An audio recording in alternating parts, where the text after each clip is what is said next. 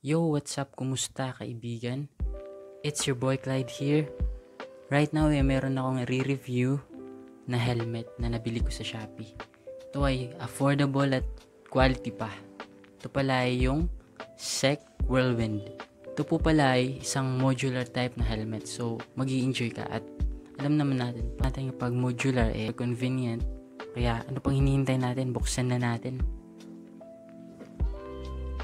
Kaibigan, baka kayo magtaka nabuksan ko na to kasi pagdating pa lang nito tinest ko na kagad. Tingnan ko kung meron pa siyang mga dents kasi syempre sa online ko siya nabili.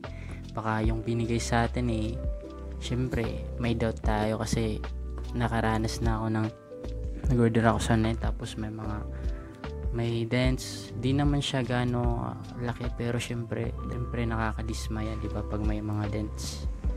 Tinest ko na rin siya kung okay ba siya sa ulo, kung komportable pa siya. Ito na, buksan na natin guys.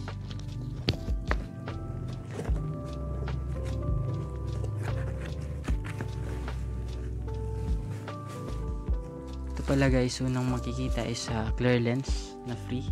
Nabuksan ko na to kasi ginamit ko na to Trinay ko, tinest ko. Syempre meron tayong dyan na kasamang bunit, SEC bunit, or face mask pala, face mask pero bunit na rin. Tapos meron tayong yung kanyang yung kanyang free sticker is tinanggal ko na sa helmet, nakakabit to sa helmet. Meron po siyang helmet guide, dalawang sticker pala ng SEC yung makikita nyo sa loob. Tapos merong helmet guide.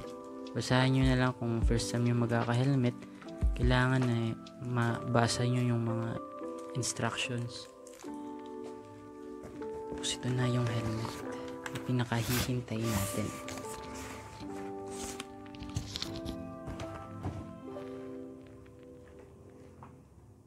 Guys, dito magtataka kayo kasi yung ibang helmet ng SEC naka string bag na. Pero ito parang ordinary na helmet bag lang siya. Di siya string bag. Pero okay naman. Di lang magasgas yung helmet.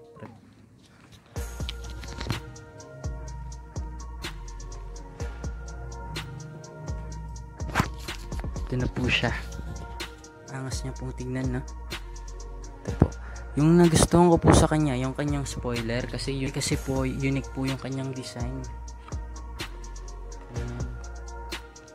Yung kadalasan kasi makikita natin is yung edge na yung spoiler niya dito, yung edge is napaka sharp, yung ibang mga helmet.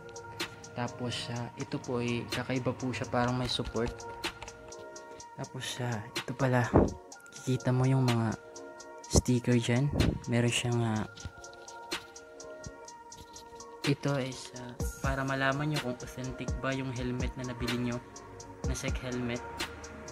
Tapos ito po yung mga certification niya. May ICC, DOT, tsaka medium size po yung in-order ko. Size po yung nakalagay dyan. Tapos meron siyang logo dito na SEC logo.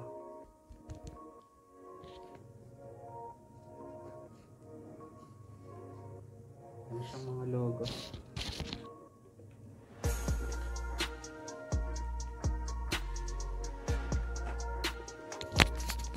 So guys, pag gumamit kayo ng helmet or magsusuot kayo ng helmet na modular, kailangan nyo munang iangat yung jaw bago nyo ipasok yung ulo nyo. Okay? Kasi kapag naka-close to, mahihirapan kayong ipasok yung ulo nyo.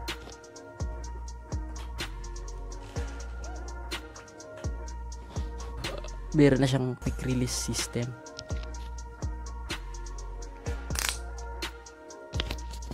Para madali nyong ma-release anahin nyo lang daw, pull nyo lang yung red na lace dito, pull nyo to, quick release, tapos pasok nyo lang, tapos mahigpit na ulit yan. Okay, tapos kailangan pala pag bubuksan nyo, kailangan nyo i-push yung button dito kasi may lock po to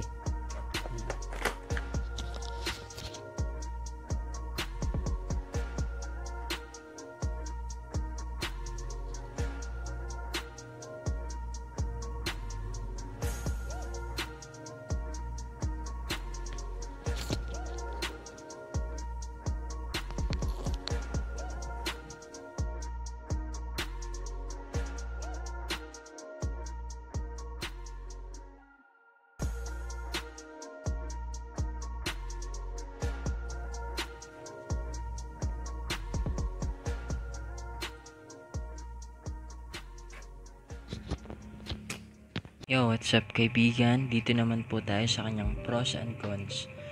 Sa pros niya convenient siya gamitin. Kunwari mamamalingki ka, tapos ito yung gamit mong helmet, yung modular. Syempre para hindi ka ma-hassle, angat mo lang yung jaw. Tapos pwede ka nang bumili or hindi mo na kailangan lakasan pa boses mo para marinig ng tindera o nagtitinda. Tapos nasa long ride po kayo. Hindi mo na kailangan hubarin pa yung helmet mo para makapagtanong kung naliligaw man kayo. Kung naliligaw man kayo, hindi nyo na kailangan pang hubarin yung helmet nyo or tanggalin para lang makapagtanong sa mga paligid nyo kung isang lupalop na kayo napunta. Angat nyo lang yung jaw, tapos yun na, pwede ka na magtanong, pwede ka na makipag-usap. Hindi mo na kailangan sumigaw pa. Tapos ito, kung iinom ka ng tubig, di mo na kailangan maghubad pa ng helmet para lang makainom. Angat mo lang yung jaw, yun, pwede ka na makainom. Tapos isa pang pros niya hindi siya masakit sa tenga.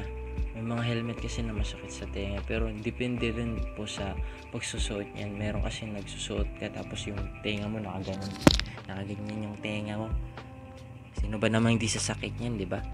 Tapos tapos yun lang, yung sa cons naman niya may kabigatan po siya. Yun lang naman. Pero lahat naman siguro ng mga helmet na modular mabigat kasi syempre marami silang mechanism or mga dyan na linalagay nila para syempre ma-process yung kanyang pagiging modular na angat, diba?